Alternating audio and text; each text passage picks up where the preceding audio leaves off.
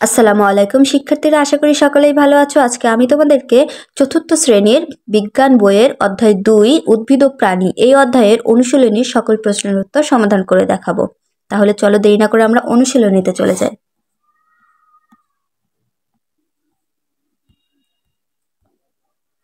দেখো শিক্ষার্থীরা, চলে এলাম অনুশীলনীতে।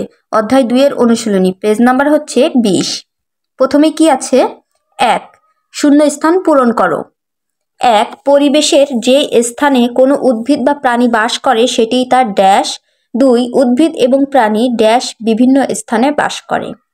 3, ঘনভাবে জন্মানো বিভিন্ন ধরনের উদ্ভিদ সংবলিত প্রাকৃতিক স্থানই হলো ড্যাশ। 4, লবণাক্ত পানির বিশাল ভাণ্ডার হলো ড্যাশ। উট তার পিঠের কুঁজে ড্যাশ জমিয়ে রাখে। চলো আমরা শূন্যস্থানের উত্তরগুলো দেখে নিই। এই যে শিক্ষার্থীরা দেখো, 1 নং প্রশ্নের উত্তর। 1, পরিবেশের যে স্থানে কোনো উদ্ভিদ বা প্রাণী বাস করে সেটিই তার ড্যাশ। পরিবেশের যে স্থানে কোনো উদ্ভিদ বা প্রাণী বাস করে সেটিই তার আবাসস্থল।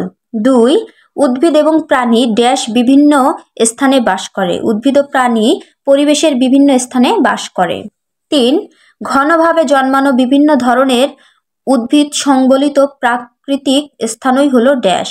ঘনভাবে জন্মানো বিভিন্ন ধরনের উদ্ভিদ সংবলিত প্রাকৃতিক স্থানই হলো বন।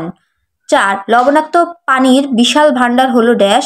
লবণাক্ত পানির বিশাল ভাণ্ডার হলো সমুদ্র। 5, উট তার পিঠের কুঁজে ড্যাশ জমিয়ে রাখে। উট তার পিঠের কুঁজে চর্বি জমিয়ে রাখে। এবার চলো 2 নম্বরে কি আছে সেটা আমরা দেখে নিই। 1 নংয়ের পর 2 নংয়ে আছে দেখো, সঠিক উত্তরটিতে টিক চিহ্ন দাও। প্রথমে আছে 1, তিমি কোথায় বাস করে? সঠিক উত্তর হবে খ, সমুদ্রে।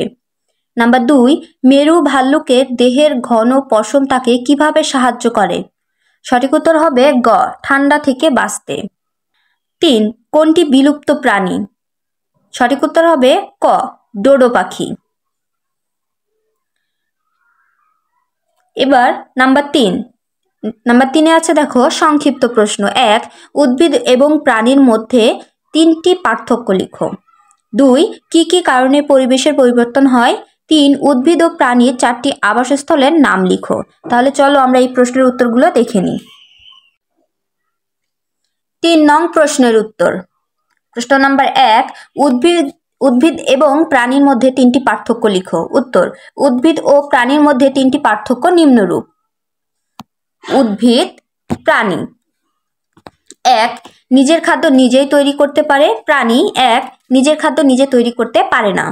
নাম্বার 2, উদ্ভিদ দেহে মূল, কাণ্ড এবং পাতা রয়েছে। প্রাণী নাম্বার 2, দেহে হাত, পা, ডানা বা পাখা রয়েছে। নাম্বার 3, উদ্ভিদ এক স্থান থেকে অন্য স্থানে চলাচল করতে পারে। নাম্বার 3, প্রাণী এক স্থান থেকে অন্য স্থানে চলাচল করতে পারে না। আমি আবার পড়ে শোনাচ্ছি। প্রশ্ন নাম্বার 1, উদ্ভিদ এবং প্রাণীর মধ্যে 3টি পার্থক্য লিখো। উত্তর, উদ্ভিদ ও প্রাণীর মধ্যে 3টি পার্থক্য নিম্নরূপ। উদ্ভিদ, প্রাণী। 1, নিজের খাদ্য নিজেই তৈরি করতে পারে। 1, নিজের খাদ্য নিজে তৈরি করতে পারে না। 2, দেহে মূল, কাণ্ড এবং পাতা রয়েছে। 2, দেহে হাত, পা, ডানা বা পাখনা রয়েছে। 3, এক স্থান থেকে অন্য স্থানে চলাচল করতে পারে। 3, এক স্থান থেকে অন্য স্থানে এখানে এক স্থান থেকে অন্য স্থানে চলাচল করতে পারে না, এখানে এক স্থান থেকে অন্য স্থানে চলাচল করতে পারে। প্রশ্ন নাম্বার 2, কি কি কারণে পরিবেশের পরিবর্তন হয়? উত্তর, মানুষের বিভিন্ন কর্মকাণ্ড এবং প্রাকৃতিক দুর্যোগের কারণে পরিবেশের পরিবর্তন হয়। যেমন 1, প্রয়োজন মেটানোর জন্য মানুষ গাছপালা কেটে প্রাকৃতিক সম্পদ আহরণ করে পরিবেশের পরিবর্তন করছে। নাম্বার 2, ঝড়, বন্যা ও খরার মতো প্রাকৃতিক দুর্যোগের কারণে পরিবেশের পরিবর্তন হচ্ছে। নাম্বার 3, মানুষের নানা কার্যকলাপের কারণে পরিবেশের পরিবর্তন হচ্ছে। নাম্বার 2, কি কি কারণে পরিবেশের পরিবর্তন হয়? উত্তর, মানুষের বিভিন্ন কর্মকাণ্ড এবং প্রাকৃতিক দুর্যোগের কারণে পরিবেশের পরিবর্তন হয়। যেমন 1, প্রয়োজন মেটানোর জন্য মানুষ গাছপালা কেটে প্রাকৃতিক সম্পদ আহরণ করে পরিবেশের পরিবর্তন করছে। 2, ঝড়, বন্যা ও খরার মতো প্রাকৃতিক দুর্যোগের কারণে পরিবেশের পরিবর্তন হচ্ছে। 3, মানুষের নানা কার্যকলাপের কারণে পরিবেশের পরিবর্তন হচ্ছে। প্রশ্ন নাম্বার 3, উদ্ভিদ ও প্রাণীর 4টি আবাসস্থলের নাম লিখো। উত্তর, উদ্ভিদ ও প্রাণীর 4টি আবাসস্থলের নাম হলো 1 মাটি, 2 পানি, 3 বন ও 4 মরুভূমি। আমি আবার পড়ে শোনাচ্ছি। নাম্বার 3, উদ্ভিদ ও প্রাণীর 4টি আবাসস্থলের নাম লিখো। উত্তর, উদ্ভিদ ও প্রাণীর 4টি আবাসস্থলের নাম হলো 1 মাটি, 2 পানি, 3 বন ও 4 মরুভূমি। এখানে এই সংক্ষিপ্ত প্রশ্নগুলো শেষ হয়ে গেল। এখন চলো আমরা 4 নম্বরে যে বর্ণনামূলক প্রশ্ন আছে সেগুলো দেখে নিই। দেখো শিক্ষার্থীরা, 3 নম্বরের পর 4 নম্বরে আছে বর্ণনামূলক প্রশ্ন। 1, ক্যাকটাস ও উট কিভাবে মরুভূমিতে টিকে থাকে? 2, উদ্ভিদ ও প্রাণী কেন বিলুপ্ত হয়? 3, পেঙ্গুইন কোন অঞ্চলের প্রাণী? এই অঞ্চলের বৈশিষ্ট্যগুলো কি? তাহলে চলো এই প্রশ্নের উত্তরগুলো আমরা দেখে নিই। 4 নং প্রশ্নের উত্তর। 1, ক্যাকটাস ও উট কিভাবে মরুভূমিতে টিকে থাকে? উত্তর, মরুভূমি হলো অত্যন্ত শুষ্ক স্থান যেখানে পানির পরিমাণ খুবই কম থাকে। এখানে বৃষ্টিপাত হয় না বললেই চলে। ক্যাকটাস মরুভূমিতে জন্মানো এক ধরনের কাঁটা জাতীয় উদ্ভিদ। এ উদ্ভিদের কাণ্ড ও পাতা রসালো এবং বহিরাবরণ মসৃণ হয়, যা পানি ধরে রাখতে সাহায্য করে। এ বৈশিষ্ট্যের কারণেই ক্যাকটাস মরুভূমিতে খুব সহজেই টিকে থাকতে পারে। অন্যদিকে উট তার পিঠের কুঁজে চর্বি জমিয়ে রাখে। এই চর্বি উটকে দীর্ঘ সময় পানি ও খাবার ছাড়া মরুভূমির পরিবেশে বেঁচে থাকতে সাহায্য করে। আমি আবার পড়ে শোনাচ্ছি। নাম্বার 1, ক্যাকটাস ও উট কিভাবে মরুভূমিতে টিকে থাকে? উত্তর, মরুভূমি হলো অত্যন্ত শুষ্ক স্থান যেখানে পানির পরিমাণ খুবই কম থাকে। এখানে বৃষ্টিপাত হয় না বললেই চলে। ক্যাকটাস মরুভূমিতে জন্মানো এক ধরনের কাঁটা জাতীয় উদ্ভিদ। এই উদ্ভিদের কাণ্ড ও পাতা রসালো এবং বহিরাবরণ মসৃণ হয়, যা পানি ধরে রাখতে সাহায্য করে। এই বৈশিষ্ট্যের কারণেই ক্যাকটাস মরুভূমিতে খুব সহজেই টিকে থাকতে পারে। অন্যদিকে উট তার পিঠের কুঁজে চর্বি জমিয়ে রাখে। এই চর্বি উটকে দীর্ঘ সময় পানি ও খাবার ছাড়া মরুভূমির পরিবেশে বেঁচে থাকতে সাহায্য করে।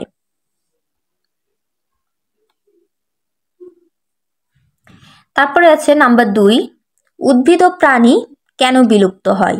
উত্তর, ঝড়, বন্যা ও খাবারের মতো প্রাকৃতিক কারণে পরিবেশের পরিবর্তন হয়।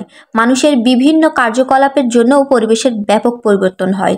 পরিবেশের এই পরিবর্তনের ফলে উদ্ভিদ ও প্রাণীর আবাসস্থল ধ্বংস হচ্ছে। এর ফলে উদ্ভিদ ও প্রাণী বিপন্ন বা বিলুপ্ত হয়। যেমন ডোডো পাখি এবং তাসমেনিয়ান বাঘ পৃথিবী থেকে বিলুপ্ত হয়েছে। বাংলাদেশ থেকেও লাল শির ও জাভা গন্ডার এবং রাজশকুন বিলুপ্ত হয়েছে। আমি আবার পড়ে শোনাচ্ছি। নাম্বার 2, উদ্ভিদ ও প্রাণী কেন বিলুপ্ত হয়? উত্তর, ঝড়, বন্যা এবং খাবার মতো প্রাকৃতিক কারণে খরার মতো প্রাকৃতিক কারণে পরিবেশের পরিবর্তন হয়। মানুষের বিভিন্ন কার্যকলাপের জন্যও পরিবেশের ব্যাপক পরিবর্তন হয়। পরিবেশের এ পরিবর্তনের ফলে উদ্ভিদ ও প্রাণীর আবাসস্থল ধ্বংস হচ্ছে। এর ফলে উদ্ভিদ ও প্রাণী বিপন্ন বা বিলুপ্ত হয়। যেমন ডোডো পাখি এবং তাসমেনিয়ান বাঘ পৃথিবী থেকে বিলুপ্ত হয়েছে। বাংলাদেশ থেকেও লাল শির ও জাভা গন্ডার এবং রাজশকুন বিলুপ্ত হয়েছে। প্রশ্ন নাম্বার 3, পেঙ্গুইন কোন অঞ্চলের প্রাণী? এই অঞ্চলের বৈশিষ্ট্যগুলো কি? উত্তর, পেঙ্গুইন মেরু অঞ্চলের প্রাণী। মেরু অঞ্চলের বৈশিষ্ট্যগুলো নিম্নরূপ। 1, পৃথিবীর উত্তর ও দক্ষিণে এই অঞ্চল অবস্থিত। 2, এটি ঠান্ডা ও বরফ আচ্ছাদিত স্থান। 3, এ অঞ্চলে কিছু ঘাস ও পাইন জাতীয় উদ্ভিদ দেখা যায়। 4, এ অঞ্চলের প্রাণীর চামড়া অত্যন্ত পুরু হয় এবং পশমে ঢাকা থাকে। নাম্বার 5, মেরুর ভাল্লুক, সিল, পেঙ্গুইন ইত্যাদি এ অঞ্চলে বসবাসকারী প্রাণী। আমি আবার পড়ে শোনাচ্ছি। প্রশ্ন নাম্বার 3, পেঙ্গুইন কোন অঞ্চলের প্রাণী? এই অঞ্চলের বৈশিষ্ট্য কি? উত্তর, পেঙ্গুইন মেরু অঞ্চলের প্রাণী। মেরু অঞ্চলের বৈশিষ্ট্যগুলো নিম্নরূপ। 1, পৃথিবীর উত্তর ও দক্ষিণে এ অঞ্চল অবস্থিত। 2, এটি ঠান্ডা ও বরফ আচ্ছাদিত স্থান। 3, এ অঞ্চলে কিছু ঘাস ও পাইন জাতীয় উদ্ভিদ দেখা যায়। 4, এ অঞ্চলের প্রাণীর চামড়া অত্যন্ত পুরু হয় এবং পশমে ঢাকা থাকে। 5, মেরু ভাল্লুক, সিল, পেঙ্গুইন ইত্যাদি এ অঞ্চলে বসবাসকারী প্রাণী। এখানে আমাদের 4 নংয়ের বর্ণনামূলক প্রশ্নগুলো শেষ হয়ে গেল। এখন চলো দেখি 5 নম্বরে কি আছে। দেখো শিক্ষার্থীরা, 4 নংয়ের বর্ণনামূলক প্রশ্নের পরে আছে 5। বাম পাশের বাক্যাংশের সাথে ডান পাশের বাক্যাংশ মিল করো। এখানে প্রথমে আছে দেখো, বাম পাশে আছে তিমি, কচুরি পানা, গিরগিটি, বানর, আর ডান পাশে মরুভূমি, বন, পুকুর, সমুদ্র। তাহলে প্রথমে আছে তিমি, তিমির সাথে যাবে সমুদ্র, তিমি সমুদ্র। কচুরি পানা পুকুর, কচুরি পানা পুকুর। গিরগিটি মরুভূমি, গিরগিটি মরুভূমি। বানর বন, বানর বন। এখানেই শেষ হয়ে গেল অধ্যায় 2-এর অনুশীলনীর সকল প্রশ্নের উত্তর। পরবর্তী ক্লাস পাওয়ার জন্য অবশ্যই চ্যানেলটা সাবস্ক্রাইব করে রাখবে এবং পূর্বের ক্লাস দেখার জন্য আমার চ্যানেলে ঢুকে প্লেলিস্ট চেক করলেই তোমরা পেয়ে যাবে। ভিডিওটা ভালো লাগলে অবশ্যই লাইক, কমেন্ট এবং শেয়ার করবে। সকলেই ভালো করে পড়াশোনা করবে, ভালো থাকবে। ধন্যবাদ সকলকে।